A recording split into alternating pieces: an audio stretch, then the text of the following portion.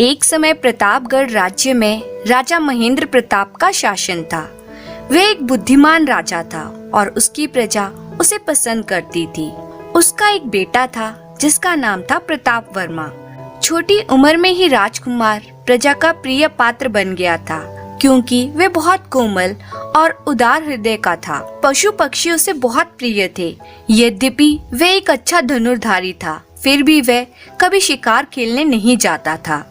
एक दिन दरबार में 3 आगंतुक आए। उनके पास अद्भुत शक्तियां थी। जब वे अपनी करामती शक्तियों के बारे में बखान कर रहे थे, तब प्रताप वर्मा उन्हें सुनकर मुग्ध हो गया। एक आगंतुक धनुर्विद्या में बहुत निपुण था, दूसरा वायु के वेग से दौड़ सकता था और तीसरा आगंतुक जिसे कोई न देख पाता उसे देख सकता था। राजकुमार ने उन आगंतुकों के साथ काफी समय बिताया।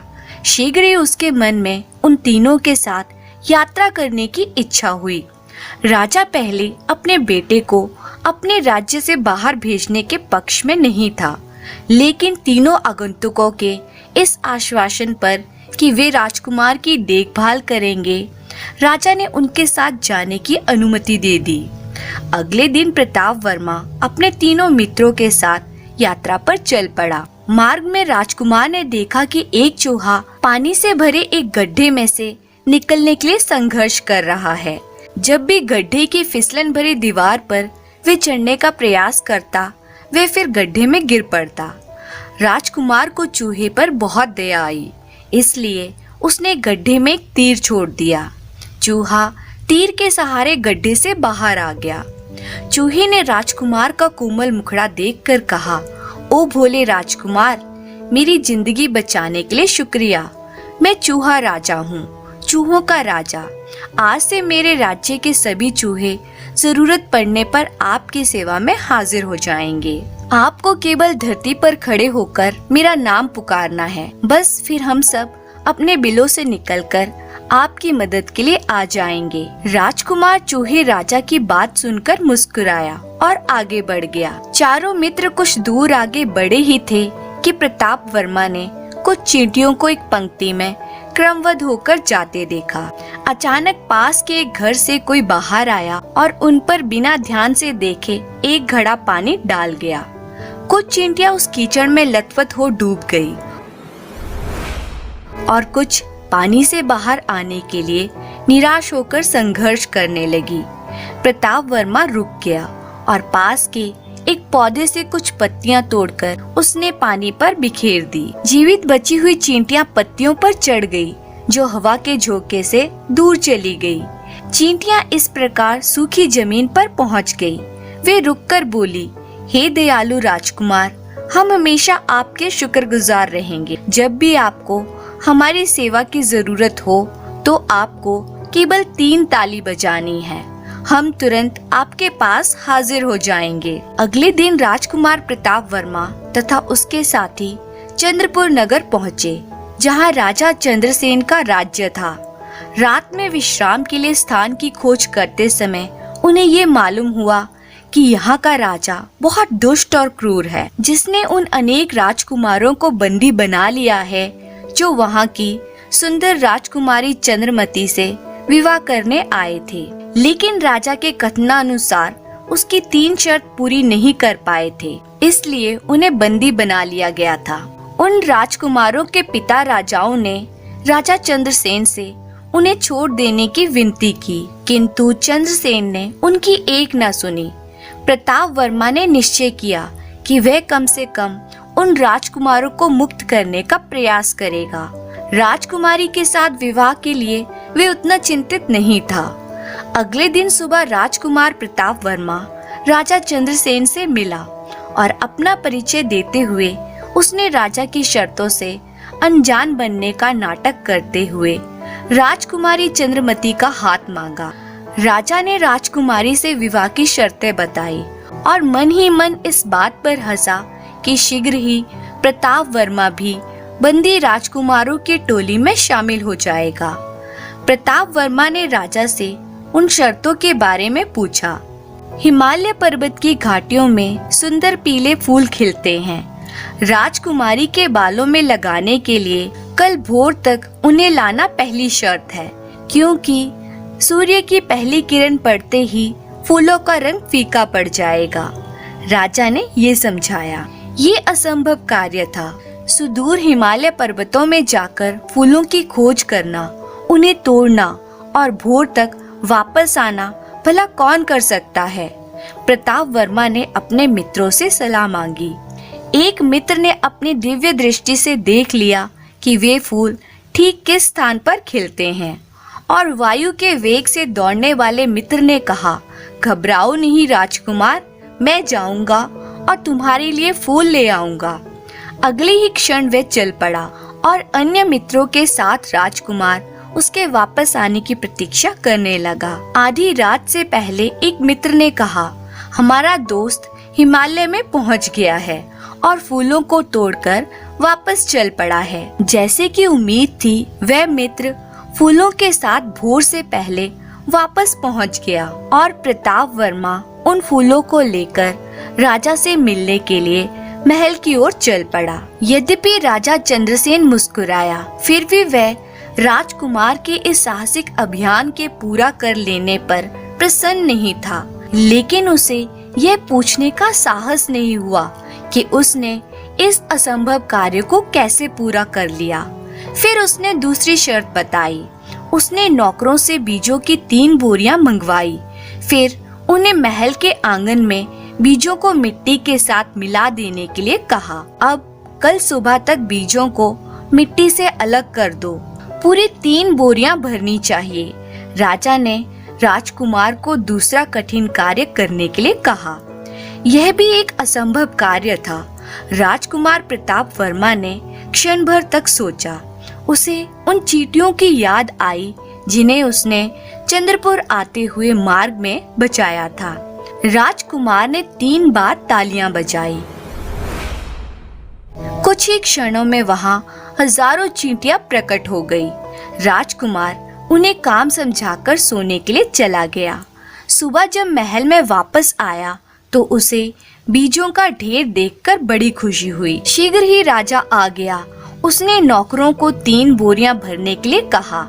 जैसे ही आखिरी बीज डाला गया, तीनों बोरियां भर गई। राजा को अपनी आंखों पर विश्वास नहीं हुआ। राजा को इस बार भी ये पूछने का साहस नहीं हुआ कि उसने कैसे ये सब कर दिया। राजकुमार प्रताप वर्मा, तुम काफी चतुर जान पड़ते हो, लेकिन मुझे पक्का विश्वास है कि तुम तीसरा कठिन कार्य पूरा नहीं कर पाओगे। महल के फाटक पर एक विशाल वृक्ष है जो सड़ रहा है। कल सुबह तक इसे महीन चूर्ण बनाना है, लेकिन याद रहे पेड़ को काटना मना है। राजा ने अपनी तीसरी शर्त समझाते हुए कहा। राजकुमार ने फाटक पर जाकर सड़े हुए वृक्ष को देखा। राजकुमार जमीन पर खड़े होकर बोला, चूहा राजा, कृपया आकर मेरी सहायता कीजिए। पलक झपकते ही सैकड़ों चूहे वहां पर प्रकट हो गए और पेड़ को कुतरने लगे। अगली सुबह तक पेड़ का नामो निशान तक न रहा। पेड़ की जगह पर था महीन चूर्ण का ढेर। राजकुमार को समय पर काम पूरा होते देख बड़ी खुशी हुई।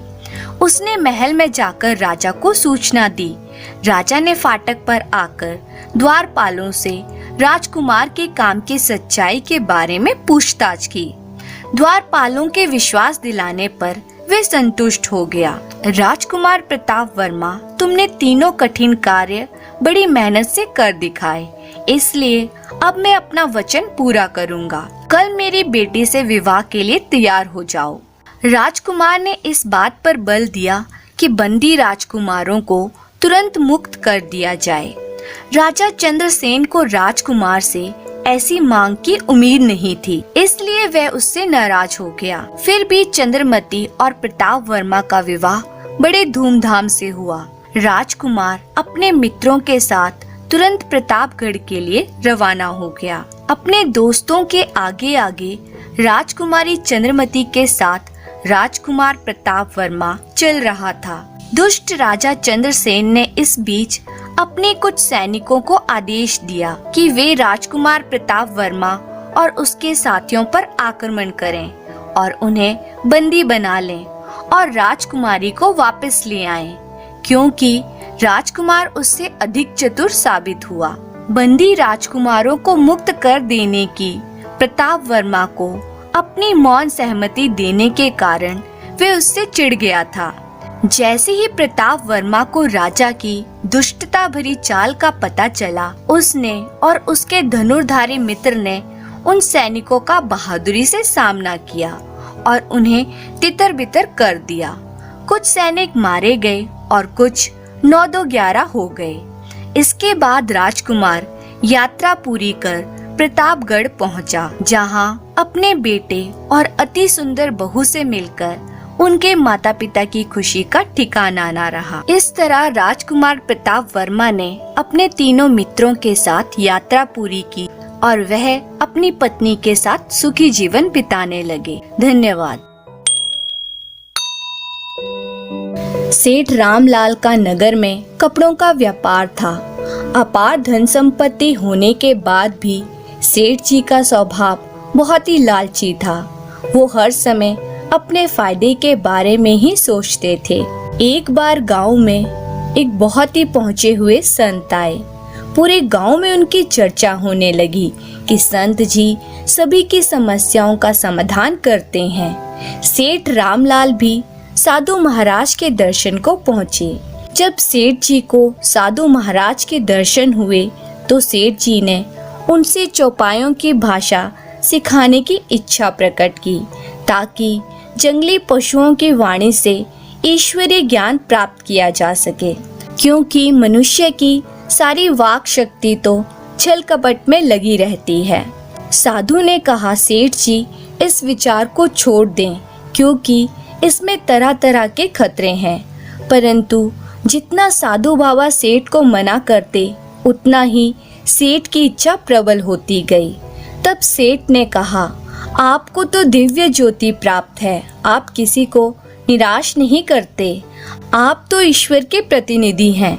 यदि आप मुझे इस विद्या को प्राप्त करने से रोकते हैं तो मुझे बड़ा दुख होगा।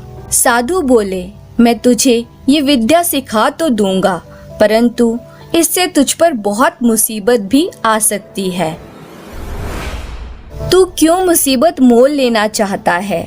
तब सेठ ने कहा, अच्छा, सारे जानवरों की बोली ना सही, पर कुत्ते की जो मेरे दरवाजे पर रहता है और मुर्गे की जो मेरे घर में पला हुआ है, इनकी ही बोलियां जान लूं तो यही काफी है। साधु ने कहा, अच्छा ले, आज से इन दोनों की बोली समझने का ज्ञान तुझे प्राप्त हुआ। इतना कहकर साधु ने सेठ के सिर पर हाथ रखा। सेठ बहुत ही खुश हुआ और साधु को धन्यवाद देता हुआ वापस लौट गया। अगले दिन प्रातः काल वे अपनी विद्या की परीक्षा करने के लिए दरवाजे पर खड़ा हो गया। उसने रोटी का एक टुकड़ा अपने आंगन में फेंका। तभी मुर्गा जो पहले से ही ताक में बैठा हुआ था, वह झपटकर रोटी उठा ले गया। तभी वहाँ खड़े कुत्ते ने मुर्गे से कहा, ऐ दोस्त, तू कच्ची गेहूं भी चुग सकता है, परंतु मैं नहीं चुग सकता। ये रोटी का टुकड़ा जिस पर मेरा हक था, तू वह भी ले उड़ा। मुर्गे ने ये सुनकर कहा, जरा सब्र कर और दुखी मत हो, ईश्वर तुझे इससे भी बढ़िया भोजन देंगे। कल हमारे मालिक का घोड़ा मर जाएगा, और जब सेठ मरे हुए घोड़े को गांव के बाहर के मैदान में चील कौओं को खाने के लिए छोड़ेगा, तो तू भी पेट भरकर उसका मांस खा लेना। घोड़े की मौत तो कुत्तों का त्योहार है, बिना मेहनत के खूब भोजन मिलता है। इस तरफ खड़ा सेठ, जो अब मुर्गे और कुत्ते की बोली समझता था, उसने ये बात सुनते ही उसी दिन घोड़े को बेच दिया। दूसरे दिन जब भोजन आया तो मुर्गा फिर रोटी का टुकड़ा ले उड़ा। कुत्ते ने फिर शिकायत की, ऐ बातूनी मुर्गे, तू बड़ा झूठा है। तूने कहा था कि घोड़ा मर जाएगा, वे कहाँ मरा? मुर्गे ने जवाब दिया, वो घोड़ा दूसरी जगह मर गया। हमारा मालिक घोड़ा बेचकर नुकसान उठाने से बच गया और उसने अपना नुकसान दूसरे पर डाल दिया। लेकिन कल मालिक का ऊंट मर जाएगा तो कुत्तों की पौ बारह होगी। सेठ ये सब बातें सुन रहा था। उसने तुरंत ही ऊंट को भी बेच दिया और हानि से छुटकारा पा लिया। तीसरे दिन कुत्ते ने मुर्गे से कहा, अरे झूठों के राजा, तू कब तक झूठ बोलता रहेगा? मुर्गे ने कहा, हमारे मालिक ने जल्दी से ऊंट को भी बेच डाला, लेकिन कल इसका नौकर मरेगा, तब सेठ सबको खैरात बांटेगा और कुत्तों को भी भोजन मिलेगा। ये सब सुनकर मालिक ने तुरंत नौकर को नौकरी से निकाल दिया और उसे घर से बाहर कर दिया। अब सेठ नुकसान से बचकर बहुत खुश था। वह फूला ना समा रहा था और बात बात पर ईश्वर को धन्यवाद देता कि मैं 3 बार लगातार मुसीबतों से बच गया। जब से मैं मुर्गे और कुत्तों की बोलियां समझने लगा हूँ, तब से मैंने यमराज की आंखों में धूल झोंक दी। चौथे दिन निराश कुत्ते ने कहा, अरे झूठे मुर्गे, तेरी भविष्यवाणी का क्या हुआ? ये तेरा कपट जाल कब तक चलेगा? मुर्गे ने कहा, मेरी जाति कभी झूठ नहीं बोलती, भला ये कैसे संभव है? असली बात ये है कि नौकर को मालिक ने घर से निकाल दिया, लेकिन एक बात समझ ले कि अब खुद उसकी जान पर आ बनी है। कल मालिक खुद ही मर जाएगा, तब इसका बेटा इसकी 13वीं पर पूरे गांव को भोजन देगा, तब तुझे भी खाने को मिलेगा। घोड़ा, ऊंट और नौकर असल में इसी सेठ की मौत के बदले में मर गए। अपने धन के नुकसान से तो ये बच गया, लेकिन अपनी जान गवाएगा।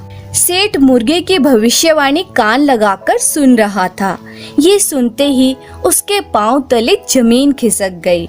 सेठ के हाथ पैर कांपने लगे। वह दौड़ा दौड़ा साधु बाबा के पास गया और माथा टेक कर बोला, हे प्रभु, मुझ पर दया करो। साधु ने कहा, जा सेठ, अपने आप को बेचकर अपना नुकसान बचा ले। जा, तू तो इस काम में खूब चालाक है। अब की बार अपनी हानि दूसरों के सिर डाल दे। सेठ ने रोना धोना शुरू कर दिया और कहा, हे दया मूर्ति, मुझे निराश न कीजिए, मुझसे गलती हुई है, मुझे क्षमा कर दीजिए। साधु बोला, सेठ, अब तो तीर कमान से निकल चुका है, तेरा बचना अब संभव नहीं है। तू बस इतनी ही प्रार्थना कर सकता है कि ईश्वर तेरे अपराधों को क्षमा करें। उसी समय सेठ का जी मतलाने लगा। उसके दिल की धड़कन बंद हो गई और सेठ के प्राण पखेरु उड़ गए। 4 लोग वहां आए और सेठ के मृत शरीर को उठाकर ले गए। साधु ने ईश्वर से प्रार्थना की, हे प्रभु, इसकी भूल को क्षमा कर देना। मैंने इसे बहुत समझाया था कि ये विद्या तेरी योग्य नहीं, पर वो मेरी नसीहत को समझ नहीं पाया। हे ईश्वर, इसकी आत्मा को शांति देना। अंद्राल नाम के एक गांव में एक गरीब स्त्री रहती थी, जिसका नाम रमला था। उसकी एक छोटी सी लड़की थी और उस लड़की के सिवा उसका कोई ना था। उसकी लड़की का नाम सुमन था। सुमन बड़ी सुंदर और भोली थी, इसलिए हर आदमी उसे बहुत प्यार करता था। एक दिन रमला ने थोड़े से चावल एक थाली में डालकर सूखने के लिए धूप में रख दिए और सुमन से उनकी रखवाली करने को कहा। सुमन थाली के पास बैठ गई और चिड़ियों को उड़ाने लगी। अभी उसे चावलों की रखवाली करते थोड़ी ही देर हुई थी कि एक बड़ा विचित्र कौवा उड़ता हुआ वहां आया और थाली के पास बैठ गया। सुमन ने उसे आश्चर्य से देखा। ऐसा कौवा उसने पहले कभी देखा नहीं था। इस कौवे के पंख सोने के थे। कौवे ने वहां आते ही हंसना और चावल खाना शुरू कर दिया। जब सुमन ने ये देखा तो उसकी आंखों में आंसू आ गए। उसने चिल्लाकर कहा, इन चावलों को मत खाओ, मेरी माँ बहुत गरीब है, उसके लिए चावल बहुत कीमती हैं। सोने के पंख वाले कौवे ने बड़े स्नेह के साथ लड़की की ओर देखा और कहा, तुम बहुत भोली और अच्छी लड़की हो, मैं तुम्हें इन चावलों की कीमत दे दूंगा। तुम कल सुबह सूरज निकलने से पहले गांव के बाहर बड़े पीपल के पास आना, वहां मैं तुम्हें कुछ दूंगा। यह कहकर कौवा उड़ गया। सुमन बहुत खुश हुई। वे सारे दिन और सारी रात इस विचित्र कौवे के बारे में सोचती रही। दूसरे दिन सुबह सूरज निकलने से पहले ही सुमन पीपल के उस पेड़ के नीचे पहुंच गई। जब उसने निगाह उठाकर उस पेड़ की पत्तियों के बीच में झांका तो उसके आश्चर्य का ठिकाना नहीं रहा। घनी पत्तियों वाले उस पेड़ की चोटी पर सोने का एक छोटा सा महल बना हुआ था। यह महल बहुत ही सुंदर था और अंधेरे में भी जगमगा रहा था। सुमन बहुत देर तक वहां खड़ी उसे देखती रही। जब कौवा सोकर उठा तो उसने अपने महल की खिड़की से मुंह बाहर निकाला और कहा, ओह, तुम आ गई हो।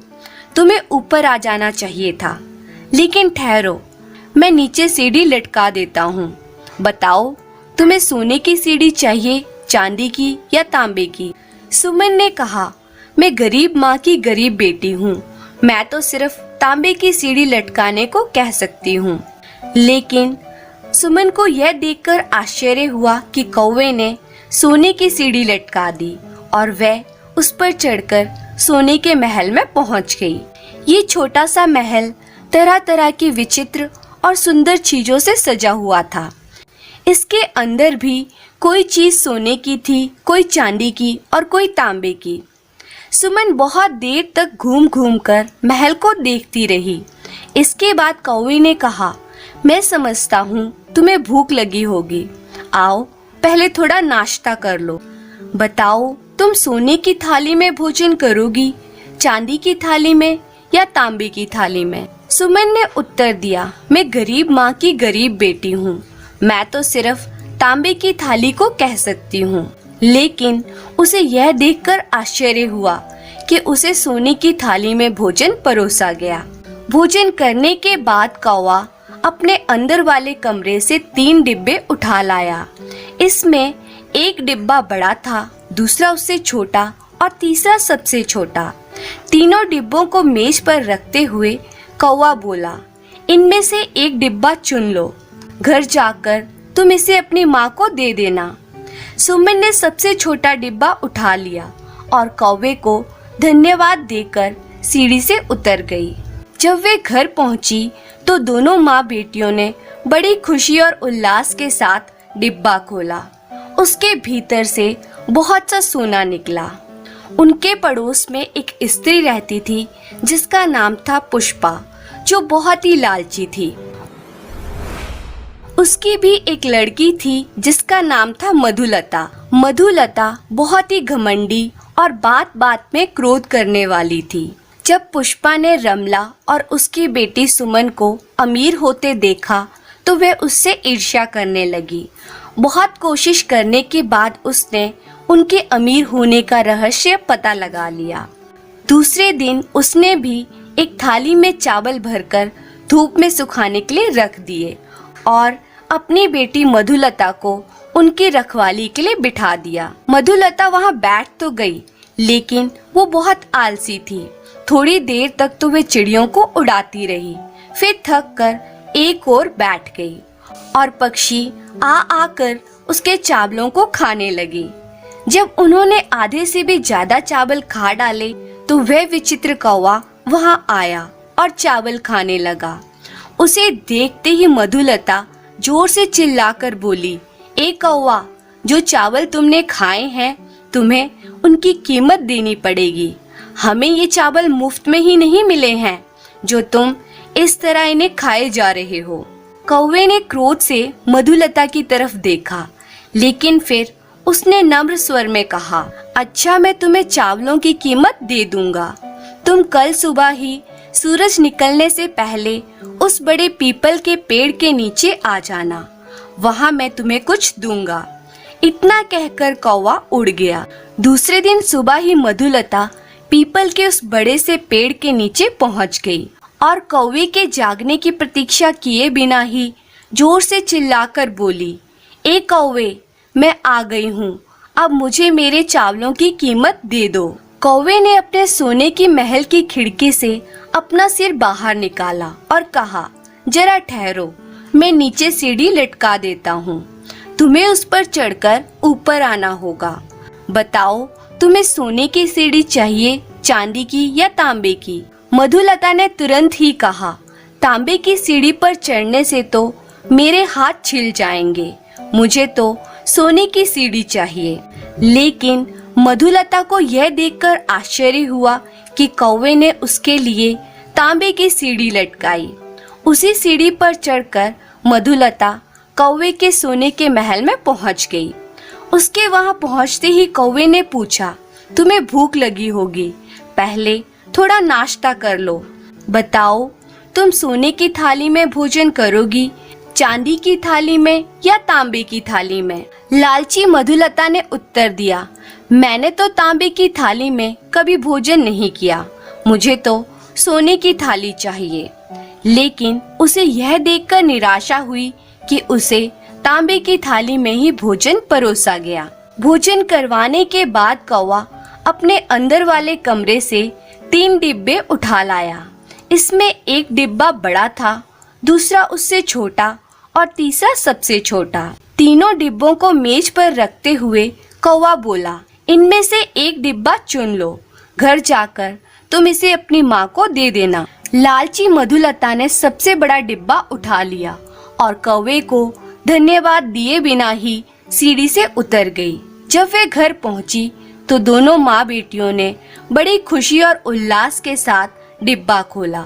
लेकिन यह क्या, उसके भीतर तो एक बिच्छू निकला और उस बिच्छू ने मधुलता को डंक मार दिया।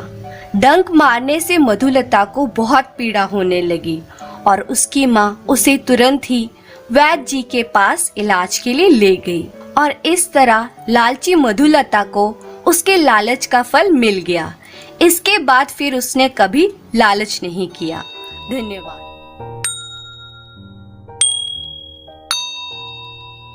बहुत समय पहले की बात है, कंचनपुर पर राजा रणविजय का शासन था।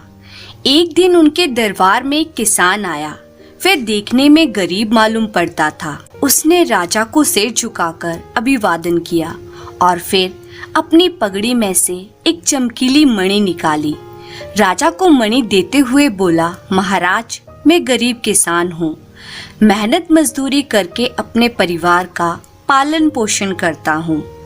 आज सुबह जब मैं खेतों पर काम करने जा रहा था तो ये मणि मुझे रास्ते में पड़ी हुई मिली। ये बहुत कीमती मणि है। मैं यह सोचकर आपके पास आया हूँ कि यह मणि मुझ गरीब किसान के किस काम की, इसको आपके खजाने में होना चाहिए। इतना कहने के साथ ही उस गरीब किसान ने वे मणि राजा को दे दी। राजा ने किसान को वहीं बैठने को कहा और स्वयं मणि को उलट पलट कर देखने लगे। मणि को गौर से देखकर वे मुस्कुराए। राजा के मुस्कुराने का रहस्य किसान की समझ में न आया।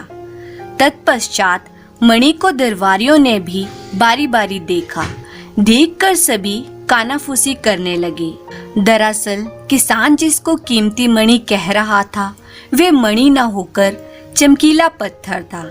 निसंदेह ये मणि बहुत कीमती है, इसकी कीमत तो हम भी नहीं आंक सकते। राजा ने किसान की ओर देखते हुए कहा। राजा की बात पर किसान धीरे से मुस्कुराया। राजा की बात सुनकर सभी दरबारी असमंजस में पड़ गए। उन्हें आश्चर्य भी हुआ, लेकिन किसी को भी कुछ कहने का साहस न हुआ। राजा ने कोषाध्यक्ष को आदेश दिया, किसान को 1000 स्वर्ण मुद्राएं देकर विदा किया जाए और इस बहुमूल्य मणि को खजाने में रखवा दें। एक मंत्री राजा के पास आया और उसने धीरे से कहा, महाराज, आप किसान को 1000 स्वर्ण मुद्राएं ना दें, क्योंकि यह मणि ना होकर एक पत्थर है और इसकी कीमत चंद स्वर्ण मुद्राओं से अधिक नहीं है। लेकिन राजा ने मंत्री को डांटते हुए कहा, आप अपने आसन पर ही बैठिए, आपसे बातें बाद में करेंगे। मंत्री सकुचाकर अपने आसन पर जा बैठा। अन्य दरबारी भी सकपका गए। राजा को सही बात बताने की हिम्मत किसी में न हुई। किसान को 1000 स्वर्ण मुद्राएं देकर विदा कर दिया गया। किसान के जाते ही सेनापति ने राजा से कहा, महाराज, मैं कुछ कहना चाहता हूँ। हाँ हाँ कहिए, राजा ने निश्चिंत भाव से कहा। महाराज, अभी आपने मणि के बदले में किसान को 1000 स्वर्ण मुद्राएं दी है, लेकिन महाराज वे मणि नहीं है, वह एक चमकीला पत्थर है और उसकी कीमत 2-4 स्वर्ण मुद्राओं से अधिक नहीं है। आपको किसान ने ठग लिया है और आप भी आसानी से उसकी बातों में आ गए। किसान बड़ा धूर्त और चतुर व्यक्ति जान पड़ता है।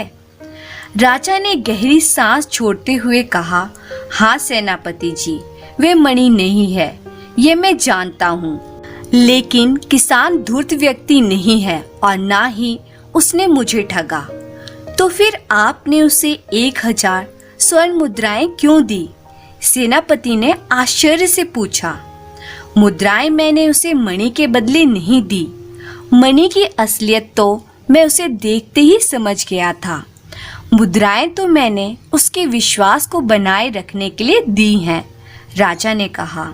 सेनापति ने विस्मय से पूछा, विश्वास को बनाए रखने के लिए?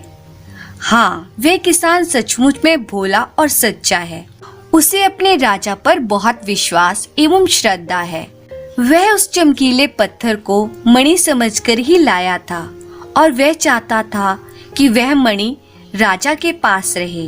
अगर सचमुच वह चमकीला पत्थर न होकर मणि ही होता तो उसकी कीमत करोड़ों स्वर्ण मुद्राएं होती।